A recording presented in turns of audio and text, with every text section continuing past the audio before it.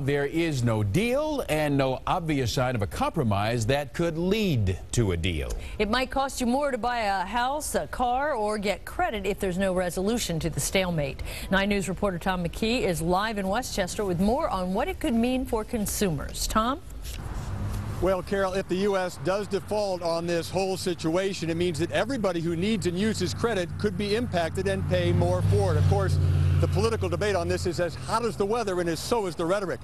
The Tea Party had a rally here just a few minutes ago, and everybody is stepping up their posturing.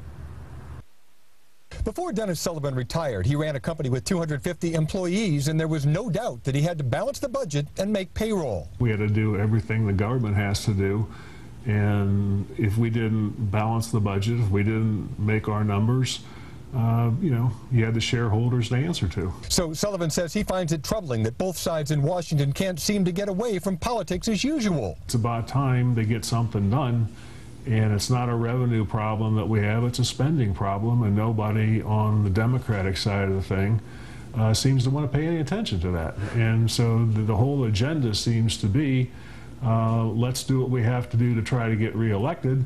And that's the whole story. Ed Fink of the Financial Network Group says if the United States does default, everyone who uses credit could see increases in interest rates. By way of example, the 30-year mortgage triggers off the 10-year Treasury. So if the 10-year Treasury has a higher interest rate, 30-year mortgages will go up, and you know what that'll do to an already dismal housing outlook. Members of the Tea Party and Republicans rallied Monday in Westchester, urging House Speaker John Boehner to stand firm in his efforts to cut spending before agreeing to any long-term increase in the federal debt. Democrats have put us in a deep hole, and they keep wanting to dig it deeper and deeper. We're out here to support John Boehner, who's resisting new taxes and wants to start cutting spending. However, Democratic Ohio State Representative Connie Pillich says that's the sort of action that continues to prevent any agreement from being reached. By rallying outside of Speaker Boehner's office, the Tea Party is urging him to pull apart and to further polarize our country, whereas I think we need to be coming together and working together for the good of the country, working as one.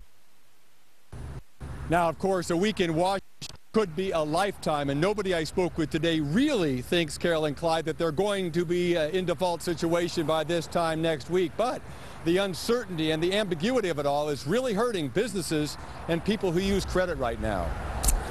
Thanks a lot. Tom McKee reporting live from Westchester. Let's hope they get it figured out.